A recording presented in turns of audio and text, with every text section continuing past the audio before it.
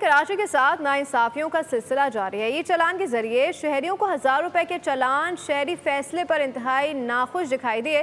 तनकीद की कि सड़कें की हालत ख़राब है और चालान हज़ारों के किए जा रहे हैं। पंजाब से चीज़ें अडॉप्ट कर रहे हैं, पंजाब गवर्नमेंट से, मगर ये उन तक अभी नहीं पहुंच सकते। इनको रोड भी वैसे बनाने पड़ेंगे। रोड इनके ऐसे हैं कि ना चलने के काबिल, ना पैदल ना बाइक पे। और चालान ये पैसा अगर हुकूमत के पास जा रहा है तो ये वापस खर्चे के तौर पर लगना चाहिए आवाम पे, जो कि नहीं लग रहा है। पहले सड़कें बनाए, थोड़ा माहौल सेट करे, फिर ये ईद चालान बनाए। हम डकैतों से बचे या ईद चालान से बचे हम लोग। एक मिडिल क्लास बंदा जो रिक्शा चलाता है, जिसकी घर की आमदनी महीने की 20-25 हज़ार रुपए, वो 3-4 हज़ार रुपए का चालान कैसे भरेगा? तो ये तो उसके लिए वो तो रिक्शा चलाना छोड़ देगा। वो लाजमी बात है, या डकैती करेगा या चोरी करेगा, लूट मारी करेगा।